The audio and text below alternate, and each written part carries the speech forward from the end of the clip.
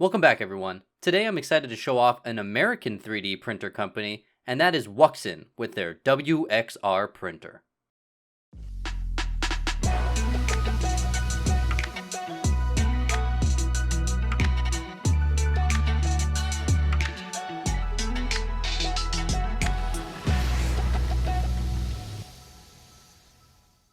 Now, I normally start off my videos with specs as you watch me unbox and set the printer up. But this is one of the few printers I've ever tested that requires zero setup. You just remove a couple of parts holding it all together. So I'll have to give you the specs while I show off some B-roll footage of it printing. Unfortunately, this printer is a bed slinger, but that's one of the very few things you'll hear me say as a negative. This printer uses a linear rail for the x-axis, linear rails for the y-axis, and then rollers over aluminum extrusion for the z-axis. It's hard to explain unless you have it in hand, but the build quality just feels like it was well thought out and polished. The hot end is a sliced copper head, which is a great all-metal hot end, and the extruder has dual drive teeth. Unfortunately, there isn't any real gear ratio on this extruder, something I'll mention later in the video. It has a bed leveler, two strong fans for part cooling, belt tensioners, and then when you look closely you can see Wuxn really made sure to use only high quality parts. The barrel cooling fan is a Noctua fan, the belts are Gates belts, the Z couplers are Spider couplers, and just overall you can tell they didn't skimp on materials. There are no ribbon cables here, just very well organized wiring, which means this printer should fit the bill for any person who wants a machine that can become DIY and upgraded, especially in today's market with proprietary printers and parts.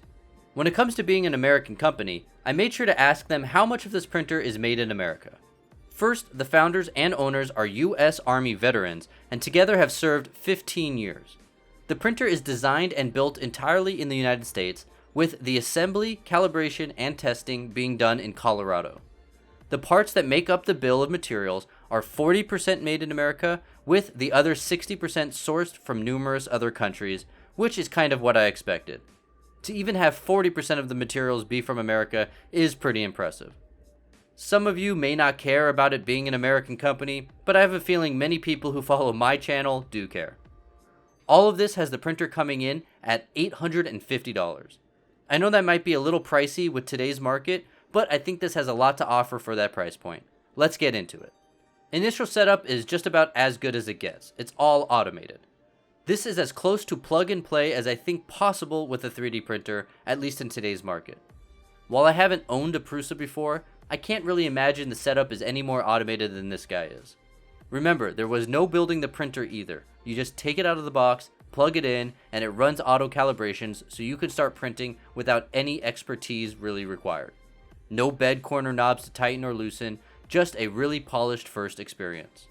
The touchscreen is a really nice touchscreen, maybe not the best I've ever used, but far, far from the worst. I definitely like it. The included G-code file gets to printing after I load up some filament. Now is when it's worth noting something important, and that's the printing speed. As you can see, this printer is not flying at the speeds we're used to seeing printers printing at now.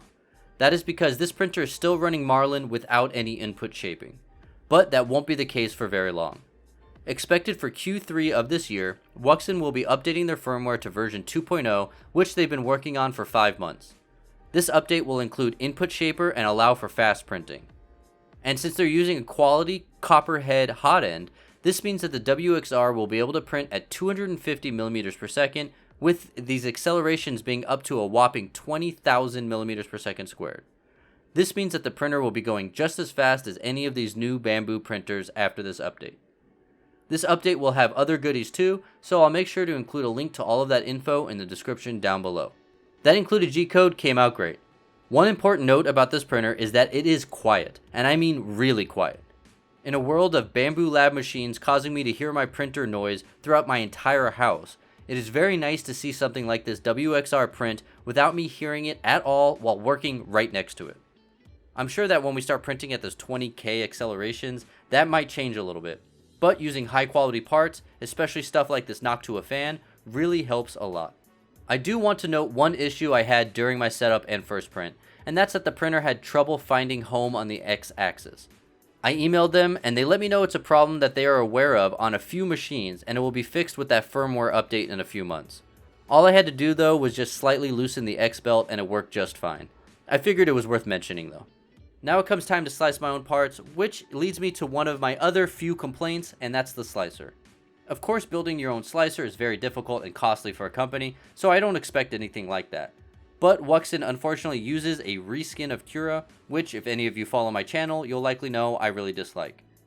I have normal Cura set up in a way I like it, showing all of the settings I like with all of the profiles I've already made, and then it gets all of the new updates once Ultimaker releases them. This Wuxn slicer really is just some visual differences from normal Cura, and then has their profiles built in. I would much prefer if Wuxn just had really good profiles and printer setups for standard Cura, so I don't need 15 different slicers for 15 different printers. That said, it functions exactly the same as Cura, so there shouldn't be any real learning curve there. I then get to printing a bunch of parts with their black PLA that they sent me. These all came out great, including the tortured toaster, which really can be a difficult print on some machines. This toaster though was pretty much flawless, particularly when it comes to having some great tolerances. Now I do notice though that on the slicer, the stock settings have flow percentages turned down for walls, all the way down to 90. That really concerns me since I have never really understood playing with flow percentages if you have your extruder properly calibrated. Maybe you tweak it a little bit higher for using some TPU, but overall I don't mess with flow percentages. Having the walls turned all the way down to 90 likely really helps with these tolerances, but I can also assume parts might be slightly under extruded. So this is something you might need to play with in the slicer settings. I then go ahead and print all of the parts again in some baby blue PLA Pro, just because I thought it might show any defects better off on camera than the black. But really there aren't any real defects to speak of. These all came out great. I then get to slicing a TPU print, just to show off that TPU printing is possible on this printer. This is also when I think it's important to note the last thing I'm not crazy about on this printer, and that's the extruder. The biggest issue I have is that it's just a normal 1:1 gear ratio. This means that the extruder just doesn't have any mechanical advantage, which means it's likely to have difficulties with extruder motor skips if trying to run too fast. And this is exactly the case when I try to load up some filaments. It would also mean that I might be a bit concerned with those advertised 250mm per second printing speeds with the new firmware update. And while printing in TPU worked just fine, the first attempt I did off camera actually had some issues since I was trying to print at 60mm per second. After slowing it down to 50mm per second and upping the extrusion temperature a little bit, everything worked just fine. But this extruder is the only hardware component on this machine I think actually might need some tweaking. The other issue with the extruder is that there's no way to easily manually push in or take out filament. There's no idler that I can easily pinch to release tension. I personally like just manually pushing in filament when I load new material in, and would prefer not to use commands on the printer screen if possible. All of that said, the TPU 95 print comes out just fine.